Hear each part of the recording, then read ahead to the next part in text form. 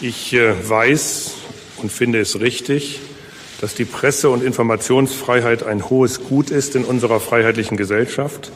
Das bedeutet gerade für Amtsträger, jederzeit die Wahrnehmung ihrer Aufgaben vor der Öffentlichkeit zu erläutern und gerade auch im Grenzbereich zwischen Dienstlichem und Privatem, zwischen Amt und Privat die erforderliche Transparenz herzustellen.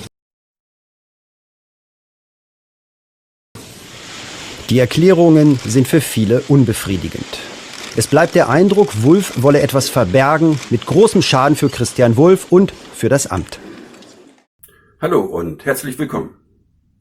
Ein außerordentlich schwerer Justizskandal bedrohte vor 14 Jahren die Wiederwahl von Ministerpräsident Wulff in Niedersachsen. Aber dadurch, dass der Skandal im Keim sofort erstickt und systematisch vertuscht wurde, konnte ein negativer Einfluss auf den CDU-Wahlkampf verhindert werden. Sehr schwere Vorwürfe, aber Altbundespräsident Wulff wird sich garantiert an den korrupten Richter Hans-Uwe P. vom Oberlandesgericht Oldenburg erinnern, der von August 2002 bis März 2006 an das niedersächsische Justizministerium abgeordnet war. Ein Vertrauter der damaligen Justizministerin Heister Neumann. Dieser korrupte Richter führte meine existenzielle Schadenersatzklage als Berichterstatter. Als ich Wulff im Februar 2007 auf diesen laufenden Prozess hinwies, ihm warneweise zur Berufshaftpflichtversicherung meines verklagten Steuerberaters und zum käuflichen Berichterstatter gab, antwortete Wulff erstaunlicherweise: Ich habe Ihr Schreiben an das in der Sache zuständige Finanzministerium weitergeleitet. Das bedeutet, Wulff wusste bereits im Februar 2007, dass ich völlig unschuldig war. Er wusste es, weil das Finanzamt bereits im Mai 2002 eine Selbstanzeige erhalten hatte, in welcher der Steuerberater die fehlerhaften Buchungen seiner Mitarbeiter bestätigt hatte. Fehlerhafte Buchungen, die sich in 8 Jahren zu Steuerschulden von 803.000 D-Mark beim Land Niedersachsen aufgebaut hatten. Unglücklicherweise wurden diese vom Steuerberater erst entdeckt, nachdem die von der Bremer Landesbank mit 2,25 Millionen D-Mark finanzierte Betriebsverlagerung von Westerstede nach Zwischenahn vollzogen war. Im Juli 2007 wurde die Schadenersatzklage abgewiesen. Finanzbeamte des Landes Niedersachsen und Mitarbeiter der öffentlich-rechtlichen Bremer Landesbank, an der das Land Niedersachsen über die NordLB beteiligt war, waren als Zeugen nicht angehört worden.